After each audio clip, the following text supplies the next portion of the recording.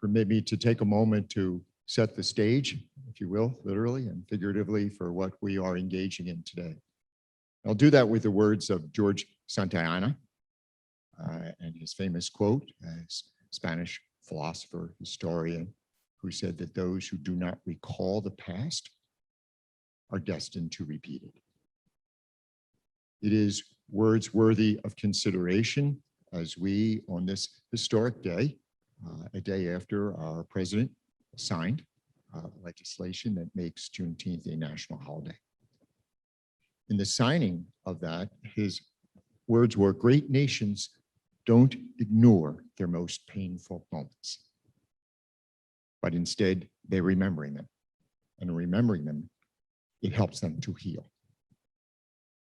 It is in that remembrance that Santayana encouraged us about our history, and in the signing of that national declaration of this day of Juneteenth, that we recall the moments that brought us to this, the tragic moments, the sad moments, but now let us allow the healing to begin. Let us continue to remember. In our own community, we were very, very blessed with the presence of the Peterson family, Boris and Barbara, who very much invited us to recall our painful past so that we can heal together as a community, as a nation. We're very, very privileged, in addition to having them as members of our community, and then through their legacy, Makeda, who came here as a student of Rockhurst and as a Rockhurst alumna, continues that legacy and has assisted and invited us to continue to heal by inviting us to make sure that we don't just forget the past, but that we collectively start to use those memories so that we can heal. And she has very much been in an effort in encouraging us and our community to embrace healthy lifestyles, that we truly are in this together. As a Jesuit university, we speak of recalling and being grateful for where we are, as well as grateful for what has taken place, because it instructs us, it trains us, it allows us, in fact, to heal. And we continue to ask ourselves, so what did we learn? And what did we learn is that we have much more work to do. But let us continue the work together and assisting us in how we do the work together. And now I'm going to invite back onto campus and onto the stage here, Makeda, who leads the JuneteenthKC efforts and has been acknowledged and applauded and lauded for those, to speak about her work and assisted in a conversation about this, as we do all things in the form of a conversation, with our own Alicia Douglas. Alicia and Makeda, please join us.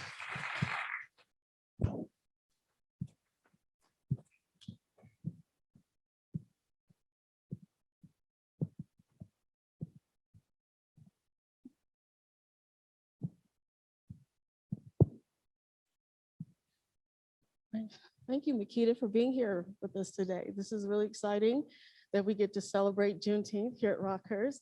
And thank you, everyone, for participating here with us today.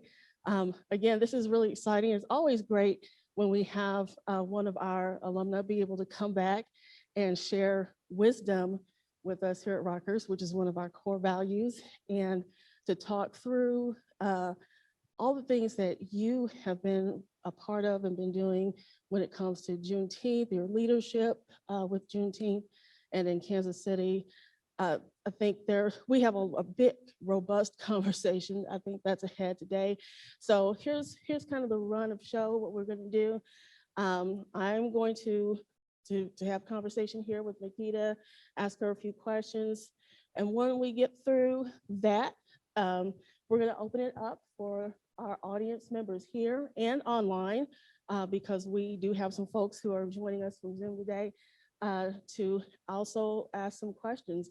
So this is a wonderful learning opportunity for us, and an exciting and auspicious historical moment for us here. So Makeda, again, thank you so much.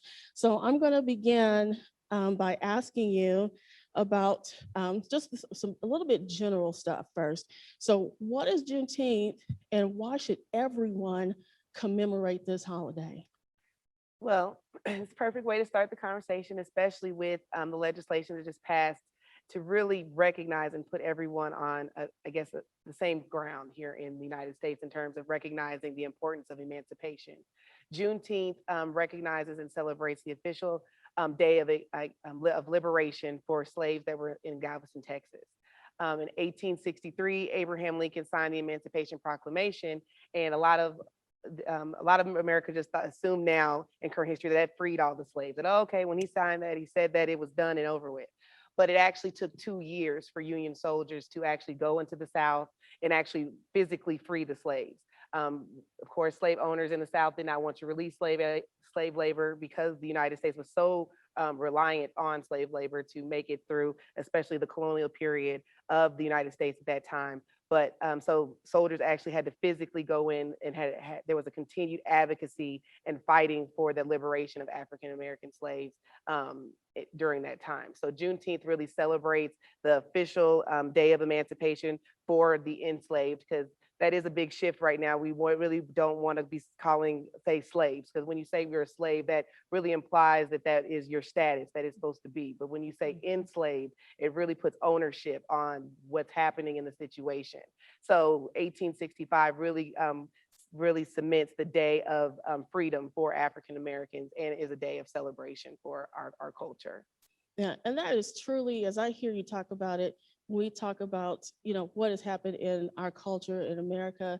This is really an American story, an American holiday. Now, yeah, definitely, yeah, an American holiday, because this is something that really intersects with so many different lives, so many different people. And, thinking about this as well, what is the connection to your family with Juneteenth? Well, my father was the founder of the Negro Leagues Baseball Museum, the American Jazz Museum, and the Black Archives of Mid-America. And so he originally brought the Juneteenth celebrations to Kansas City in the early 80s. He had went down to Texas and had seen the celebration, saw what that meant for the community, that ability to come together, to reunite, and really thought that that was the best platform to bring back to Kansas City to, one, educate, but then also celebrate African-American advancement and progression.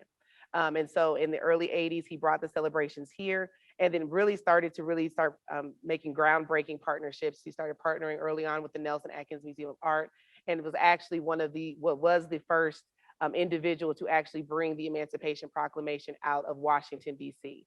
So, and that actually took some research to find that Nelson recently, over the last 5 years, had taken more of, has built a stronger presence in acknowledging and celebrating Juneteenth. But then they went and started doing research to really understand, okay, well, what did our presence in the community in Juneteenth look like?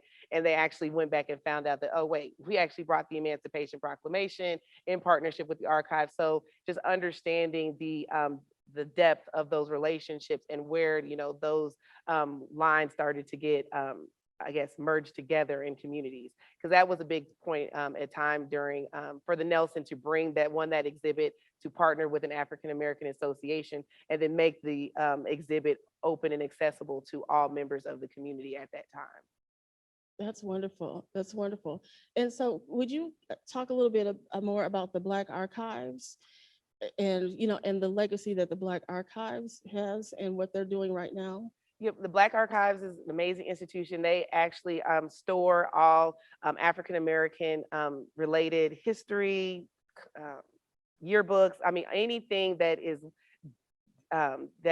tangible, that can be documented to really document African-American culture in the Midwest.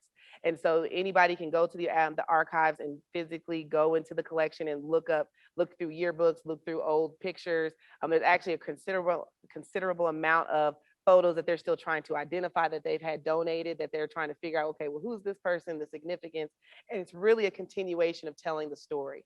My father was very much about taking history and bringing it to a community level by telling the story and also recording those stories. And if that's what is also the goal of the archives, is to make sure that our history isn't lost, it's not forgotten, and it's stored in a safe facility that is going to house those things as if they were treasures.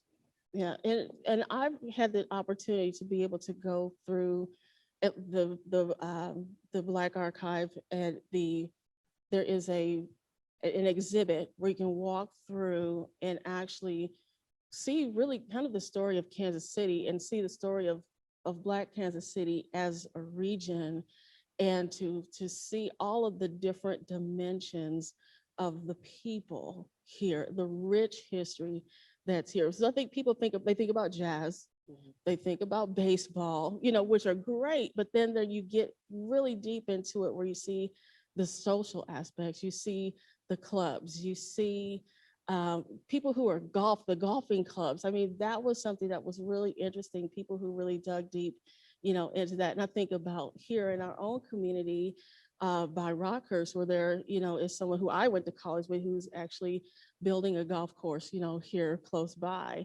And how deep those kinds of roots run here, and the Black community that has grown so much and has such that of a rich history.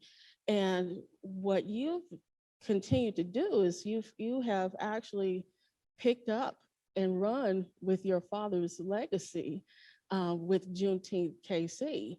So tell us a little bit about JuneteenthKC and what are you doing with that? Well, JuneteenthKC is a 501c3 organization. So we are based here in Kansas City. We're about 5 years old now as a 501c3. And we really focus on providing healthy community engagements and opportunities that really positively promote African-American culture and pride. In addition to that, we also provide social services, really being a wraparound agency, and really addressing some of our community issues or even misconceptions, I think. By definitely using our virtual platform, which is JuneteenthKC.com, to provide education and really open up conversations, and even some difficult conversations. I mean, especially when you look at the state of Missouri, and if you really do the research when it comes to racial relations, Missouri has quite a history in the past. We just now, in the Black Archives, they actually have an exhibit by the Equal Justice Initiative, which is an amazing exhibit. It's actually monuments to individuals that were lynched here in Missouri. And so they're actually bringing in soil from these sites that have been identified. They've identified who was lynched, and if there's stories that could be told towards what research was done. But and if you just to stand in the room and just see all these, pillars of people that have been taken from our community, and really more just realizing, and they actually, as we research, we find that Missouri, outside of the South, is one of has the largest number of lynchings on record. And so to understand that, and then to look at the history of Kansas City, when you talk about the truth divide and then all these other dynamics, it really goes into how a community is developed, and then also how a community also learns to persevere and grow from that. And so really, again, opening up difficult conversations, but opening up the conversations for everyone to be welcome to the table and learn. I know last year, due to Black Lives Matter and a lot of the protests we were seeing, our website had a huge impact and a reach. We were getting pings all the way from Tokyo, Australia, Russia. It's all individuals who are interested in just learning more about, okay, what did it mean to be an African American? Like, what are they talking about, And so that opening that conversation, and even to a balancing to just realize that emancipation and slavery also touched all parts of the globe. There are other nations that were touched by slavery, and there's this underlying truth that we all innately believe that everyone has a right to be free under what circumstances. And so that coming together worldwide and supporting Juneteenth and our celebration has really grown our organization to really go far beyond what we really had really sought out. Again, we're way more than just a party. The festival is just the one fun day we get to cram everything all at once, but we actively engage 365 days a year and try our best to provide real programming that really is going to get people to think, and then get past to just what they're seeing on social media, what they might see. Because even just, for example, like with the Billie, and I learn every day, like even with the Billie Holiday movie, a lot of the kids nowadays will see that and say, oh, well, Billie Holiday wrote this song and it's her music. But no, if you really look into the origins of Strange Fruit, it was written by a Jewish teacher who witnessed the lynching that after a circus, he wrote the poem. She heard about the song, was moved by it. And then that's where the popularity and that's where it kind of really picked up steam. So just really boiling down to the real to the real history and just not popular, what the buzzworthy parts of it are. Right, right. So really digging into the history Mhm. and learning more about where we all come from. That I think that's really powerful. Are there any additional accomplishments that you would like to share with us that you've been able to achieve over the years? Well, the Juneteenth becoming a city holiday was the biggest one. We just That's recently huge. passed ordinance, and I don't know the numbers, like 210 some. But we recently passed that ordinance, which was a huge feat. Like, I mean, really, and it was funny because we passed ours, and it just seemed like everybody's like, okay, wait a minute, we're late to the party. So then everybody else started, because then Frank White passed it at the county, and then we quickly heard about it passing at the federal level. So it just really picked up momentum. And I mean, I think it's an amazing time. I know everyone has mixed feelings about, okay, I know people think this is just a Band-Aid on it, or we just doing this now. And I find that to be interesting. Like, I always find it interesting because first I was mad I wasn't getting acknowledged. Now I'm getting acknowledged, and it's all these, these different thoughts. So I find it to be, an amazing moment, and it literally allows all parts of our communities to understand our story matters. Mhm. Our day of emancipation matters. And it's huge. As a child, I grew up, celebrating the 4th of July and popping fireworks. But then it came a realization like, well, wait a minute, when it really, the date that, we won or we got our independence from Great Britain, slaves were not free. We were still, enslaved at that time. We're not invited to any kind of party. So it's just, while again, I'm glad I'm not under British rule, that's all part of the history, but we have to acknowledge that there was still a lot of work that had to be done for That's right. every individual in the United States to really be an American citizen and have full rights. That's right. That's right. And it takes a certain type of leadership to get that kind of thing done. When you talk about getting a proclamation, pushed through at the city level and things like that, technically, you were ahead of the federal government with getting this pushed through. What was that process like, for you to go through? It was interesting. Honestly, there was a lot of city council representatives that wanted to support it, that had really came to say, hey, this is what we can do. And they provided really, and I'll be honest, they provided me with the steps. It really, I wish I could say I wrote the ordinance and I knew how to do. I really don't do politics that much. I just more so I'm in the room sometimes, and they let me be part of the conversation, the greatness happening. But we definitely aligned, really aligned with them to help get it out to the community. One thing we are able to do is to share messaging. So we were able to get members of the community to actually give testimony, which they said really helped with that process, and really just educating. I mean, having the conversation out there, getting it out on social media, really allowing people to see what work is being done. And we have had many conversations with city officials. And last year we did a few series with Mayor Quentin Lucas. We call it Coffee and Conversations, where it's even an education on how do you advocate as an individual? How do you pass? What do you do to really promote change in your community? One major conception and one thing we like to try to break, especially within our own community, is the run to call Mayor Quentin Lucas. To kind of, well, I'm calling the mayor and I'm gonna do this, and if I tag the mayor, he'll fix it. And if you really understand Kansas City politics and really understand how the structure Kansas, the mayor of Kansas City really doesn't do that much. He really doesn't. I mean, I love Mayor Lucas, don't get me wrong, but he's a great guy. But when it comes to how power is divided within the city officials, your city council rep has way more power than the mayor.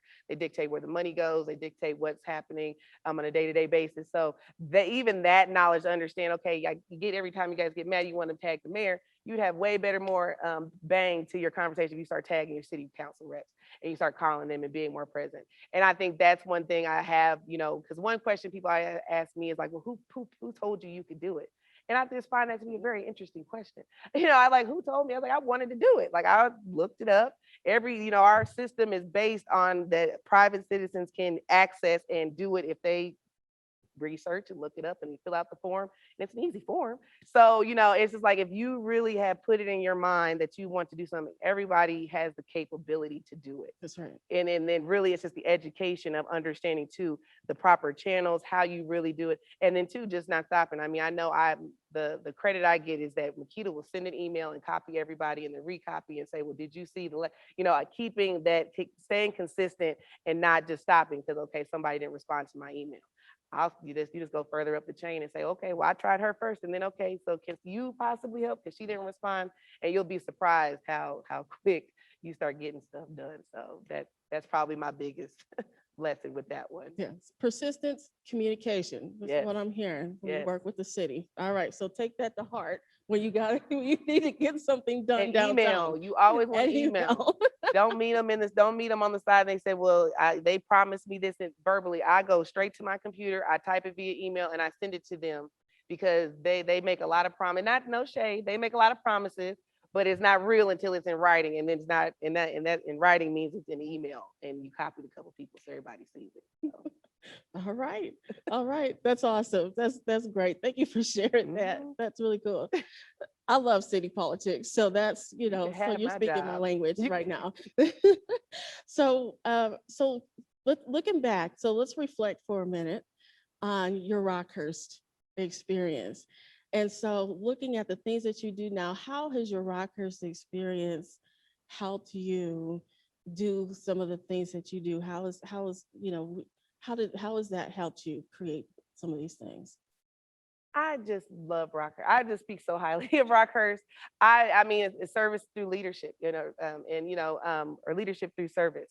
And that's just what I believe when I was coming here at Rockhurst, doing the community service projects, really learning.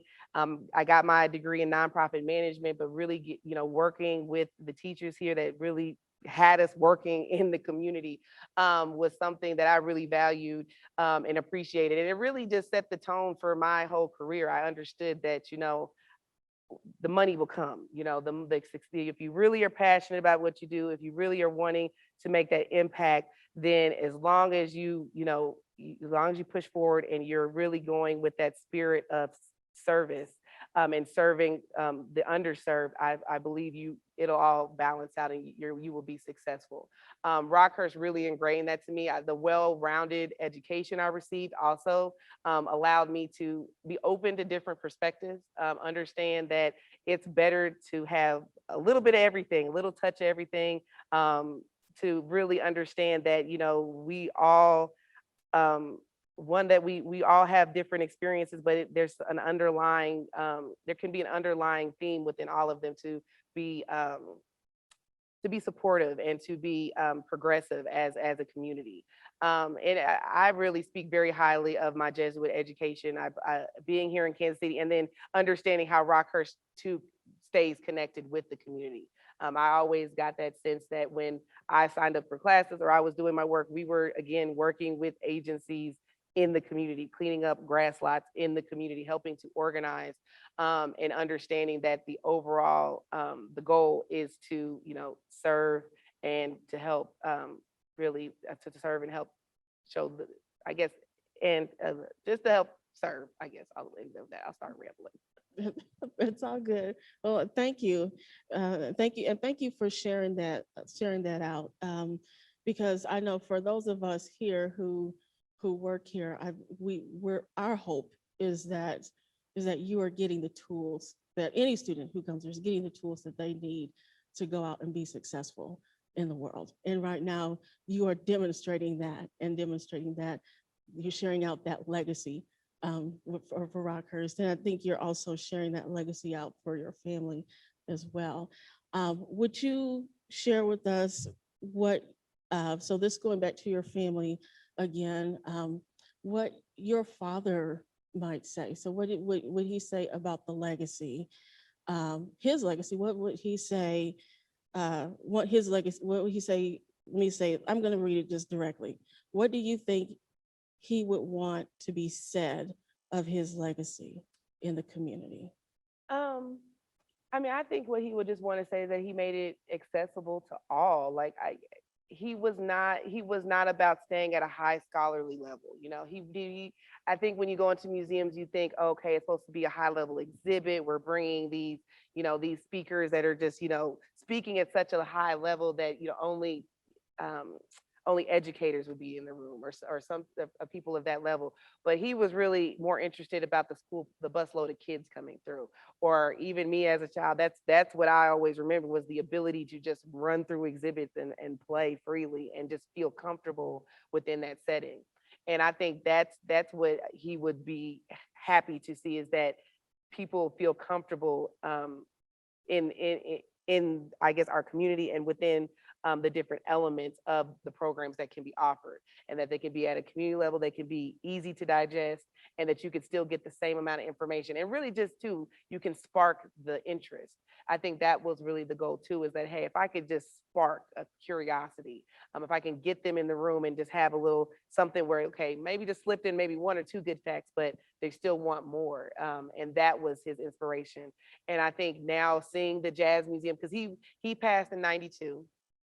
And that just really, I kind of go on tangent to say that's where I too, with JuneteenthKC, want to people to understand the impact that we have the ability to make. Especially because I was only 6 years old when he passed away, but I very much remember my father, the sense that of his being. I remember what it felt like to be at a Juneteenth celebration with him, and that sense of community. I remember the smells, I remember the sights, I remember just the emotion as a child. And since then, and also I remember the embodiment of him being great. And so that's really what molded me to be the adult I am today. And a lot of research you'll see is that pivotal moment in a child's life is from birth to 5. And so really to understand, if we can make that impact early on, and then especially in areas and underserved areas and in urban communities, if we are able to counteract those adverse experiences that these children might be facing. And it's just not necessarily in terms of gun violence. Adverse childhood experiences could even be lost due to death, divorce. I mean, we all we all have those types of experiences, but it's understanding that in our community, and that's where JuneteenthKC found the mission, is like, hey, if I can infuse as much positive engagements as possible, or ways for their kids to feel positive relationships, to see what a healthy relationship within their community is, we can start to combat the stereotypes. Because one thing you will see now, and I've noticed even now definitely there's the violence especially with gun violence, has become an epidemic.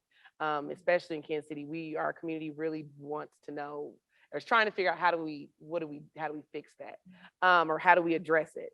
But I believe, though, really by, again, adding these positive interactions, that we can start to counteract those issues, and then to teach our community that we don't have to fear our community, that it's not normal for us to be, okay, if I go in this area, am I going to be safe? Am I going to be, especially if it's our own culture, to be that innately, or to have that innate fear of your own community, that itself is a problem.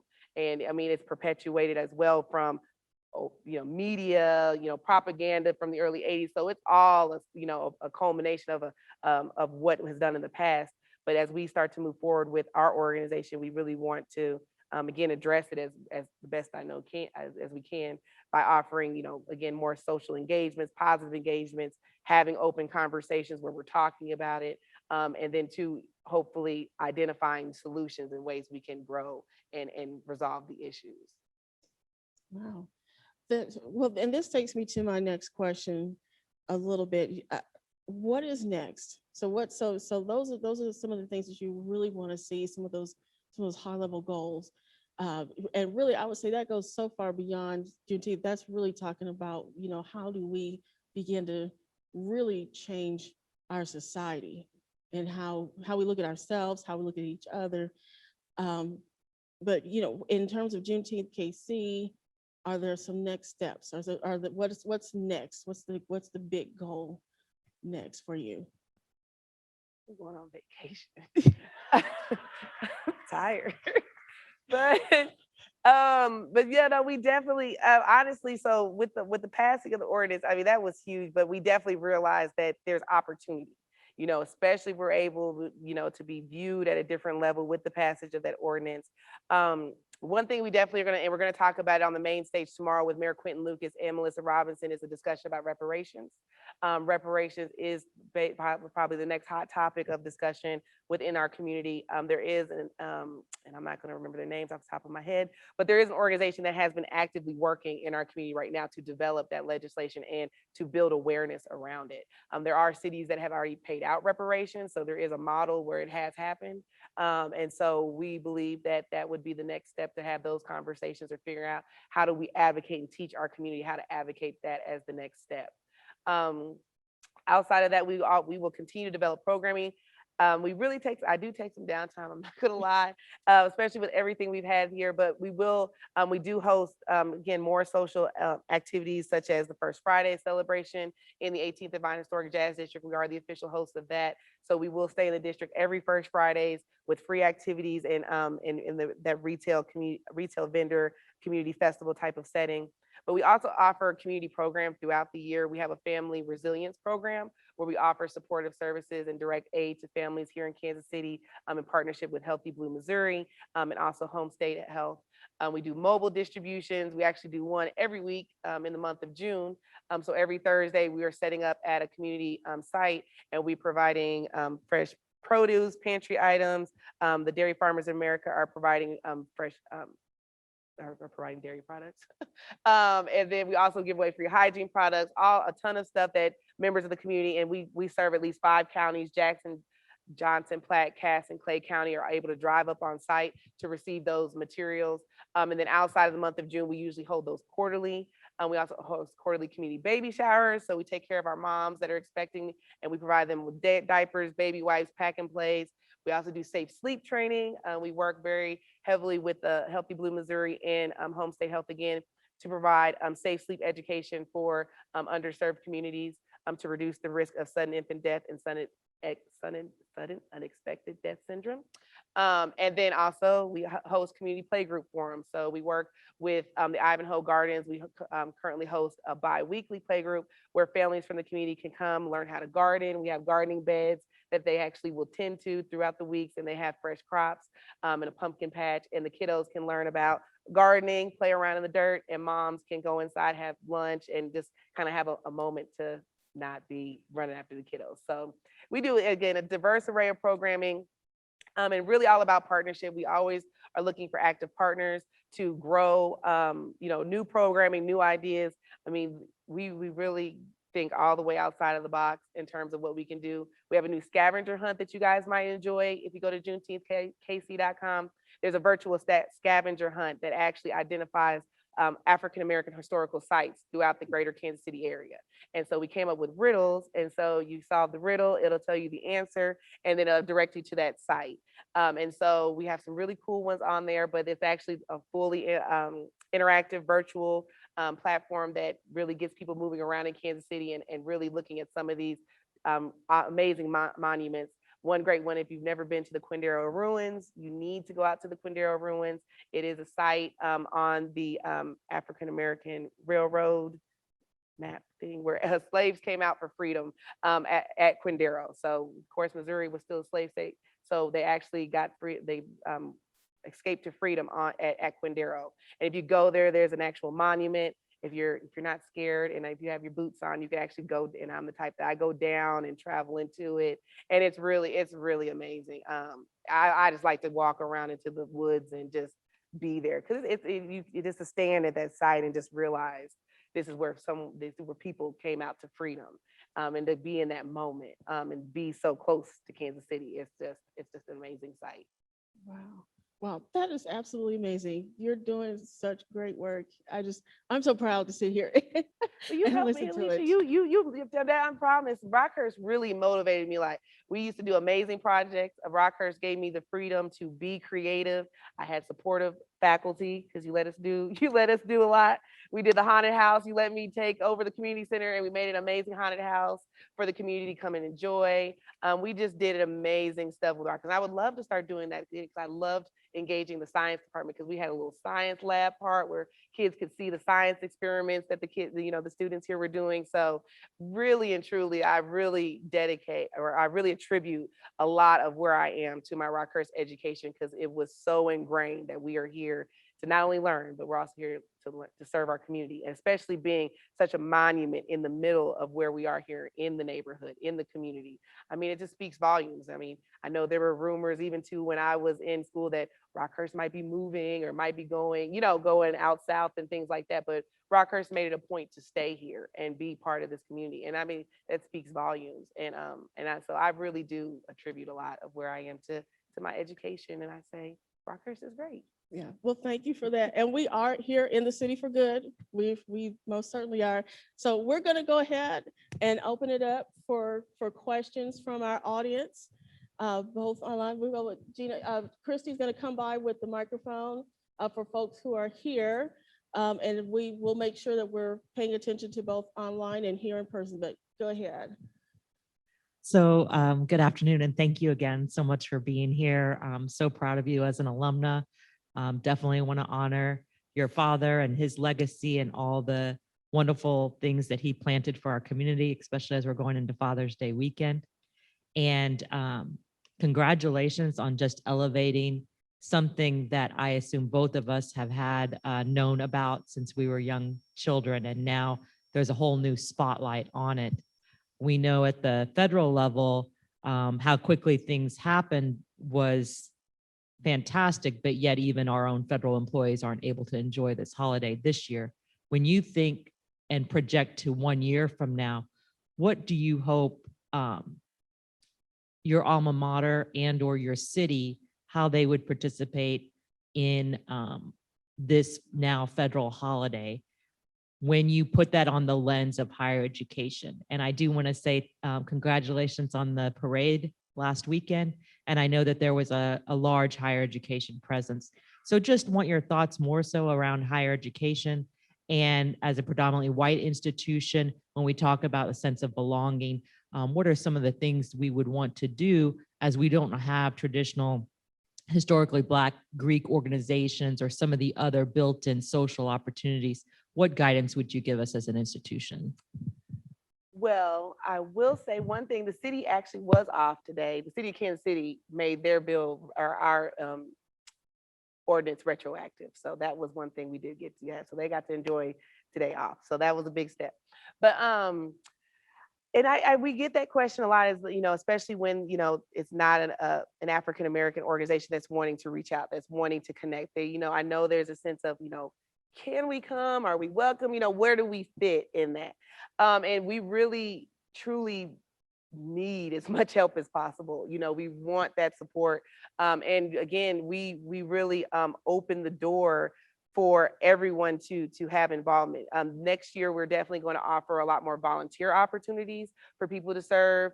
Believe it or not, that parade, there was probably like maybe 4 of us that was working that whole parade. So we're really a very, very, very, very, very, very small organization. So definitely having hands on the ground with our mobile distributions as well.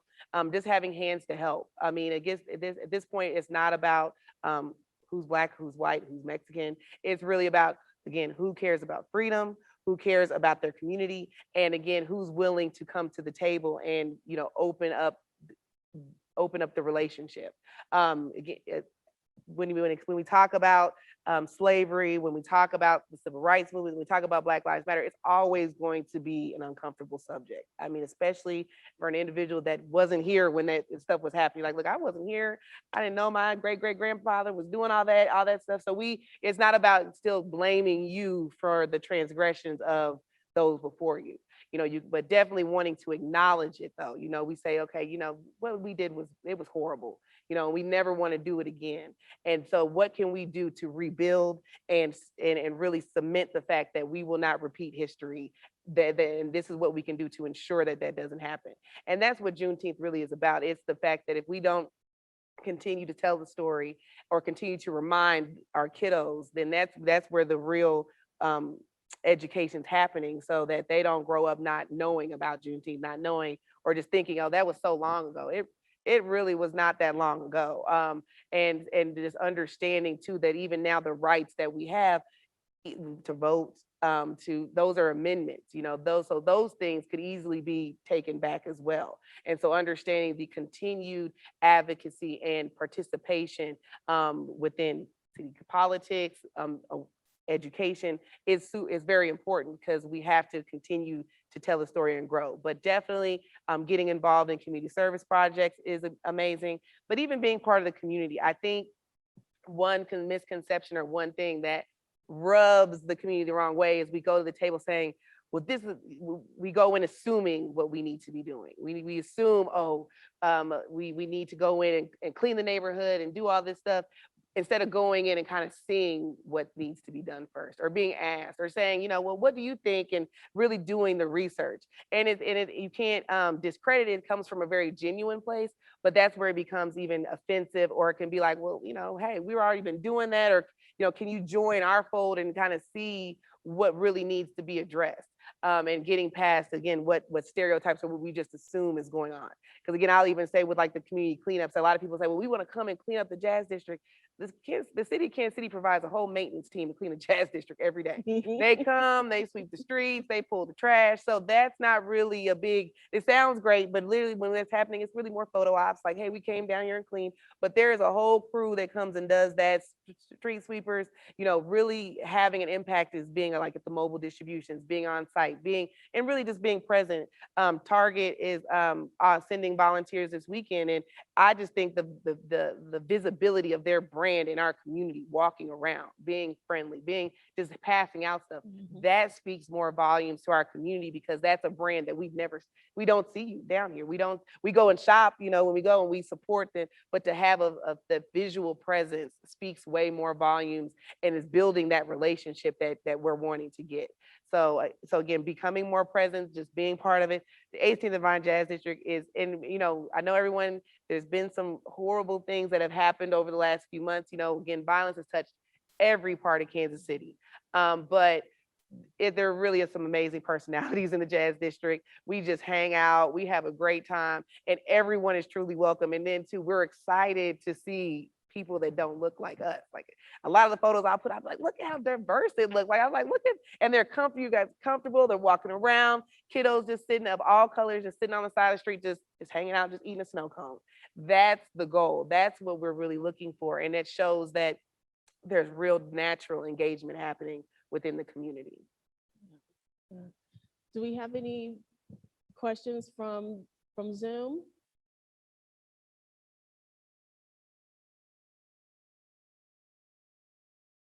Okay, yes, we do.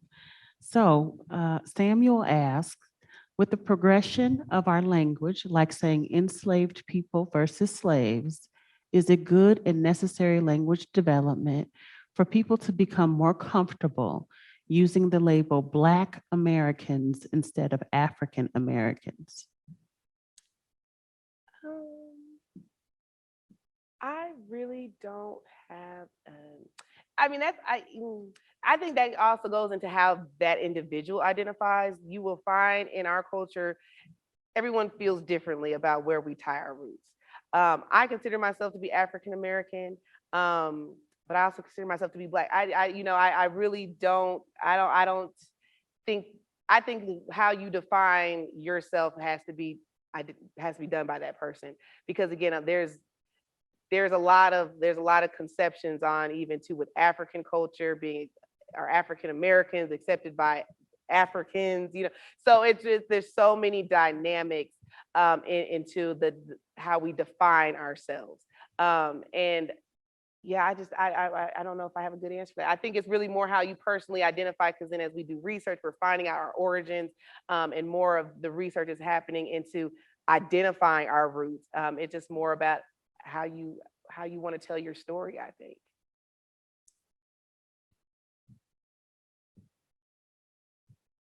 Questions from our Arrupe audience? I have a question. Makeda, maybe if you wanted to share the URL, the website for people so they could get online and see the activities planned for tomorrow. Yep, JuneteenthKC.com. There's actually an activity schedule, and there's stuff all throughout the month of June. And we are still taking workshops. So if there's any faculty or alumni here that would like to host a workshop or a conversation, you can enter in directly, and we will add it to the calendar. That would be really great. I think if I had a Rockhurst workshop, so I'll just put a wish list in.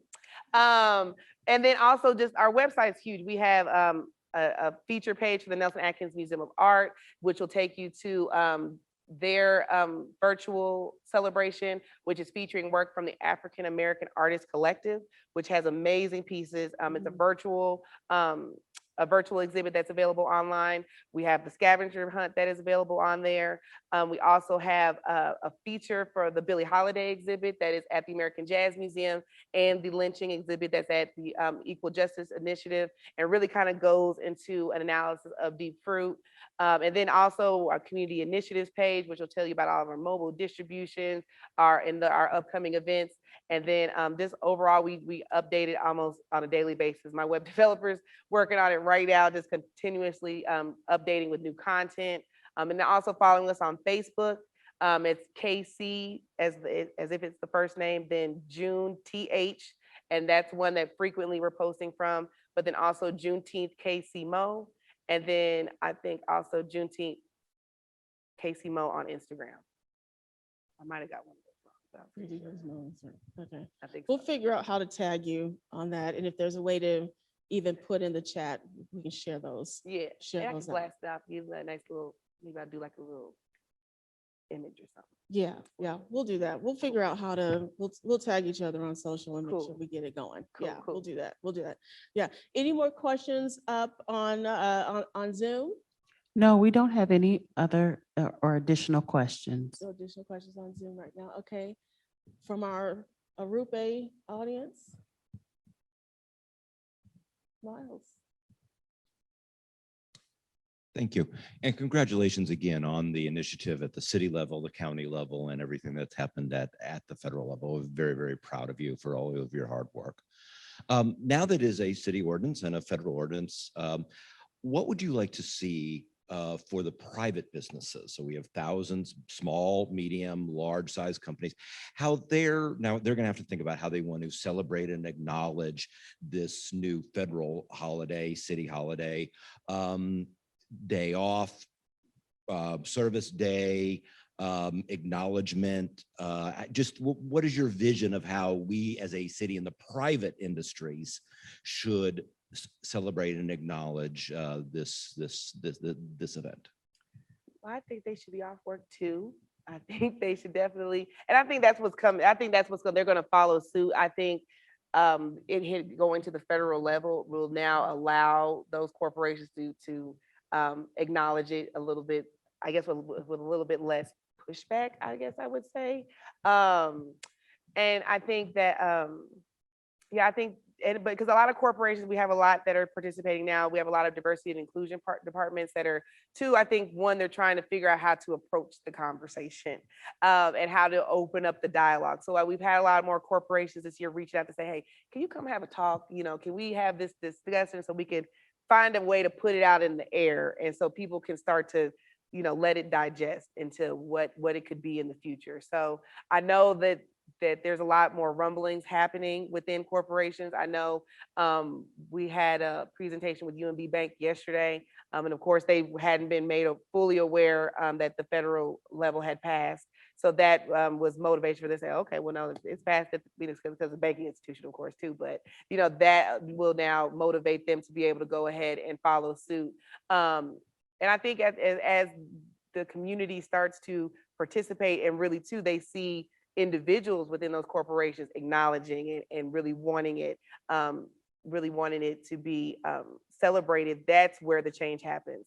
And I would say that with JuneteenthKC, that's where we really have found our champions with the corporations and the partnerships that we build. Is they have advocated, they have gone back and said, hey, we want this to happen. We, you know, so if it's sending an email to your CEO and saying, hey, you know, did you see this? Did you see here that they're doing this and this group does this, and really making them aware that the support that we have within your, you know, the constituency that they're working with, that's where I think the power will come from, because then they can realize, okay, it's not just the small pocket over here. And even too, that it's not just, you know, just only the African-American staff that want to see that. Collectively, we all want to see that acknowledgement. And again, it's those individuals, it's the secretaries, it's the mail office, that's, you know, that's really who advocates and has gotten JuneteenthKC as far as we have, because again, they are ones that are going during lunch with the boss and going wherever and say, hey, well, did you see what they're doing? And, you what can we do or how do we make this happen? And now that I think the city made a contribution, because it's not free to have a day off, because especially at city and federal level, people still have to get paid. And that probably was a light bulb for me when the city started talking budget. I'm like, well, why are we talking about money? And they're like, oh, well, no, the city doesn't just shut down because it's off. Somebody still has to go to work. Somebody still has to be here to make sure lights come on. So it costs the city about $800,000 a year. So $5 million is what was projected over the next 5 years just for the city of Kansas City to have that day off. And so I think corporations now seeing the city and the federal government making that contribution and acknowledgement to our culture will say, okay, well, hey, if they're, if everyone else is willing to take that financial loss, then, what can we do? If it's just half a day or something progressive, I think that's what will set the tone for change.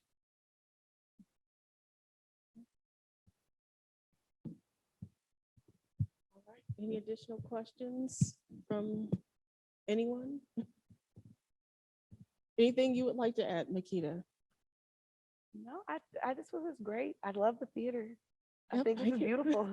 I need to do a better tour, but no, I think I appreciate the opportunity. You guys can definitely stay connected, via our website. I hope, I've already been, re-engaging and kind of felt from that with BSU, but hopefully, we can start to really get, back in, back connected, and just any way we can continue to work with Rockhurst is always, exciting for me to come back and just be, not a student anymore, even though I wish I was sometimes on the deals I got now. But it's just motivating, and just to see, I know Rockhurst has done a great amount of work, and again, I attribute a lot of the way my mind works and the way I think, a little bit more well-rounded and outside the box due to my education. So I always appreciate you and your support. Again, you letting me be, me on campus. I know I got a lot of parking tickets and stuff, so I wasn't always the best. But yeah, it was very interesting. The security knows me well. But I appreciate my time here. I had a great time at Rockhurst. I lived here 3 years, all the way to junior year. So and it was great. That's all I gotta say. A lot of stories. Well, we love you and thank you so much for being here with us today. And you are most certainly welcome back anytime. So thank you. Thank you. And thank you everyone for participating with us today and for being here. And also for everyone who's on Zoom, thank you for being with us today, and have a great weekend, everyone. Enjoy. Happy Juneteenth. Yes, happy Juneteenth.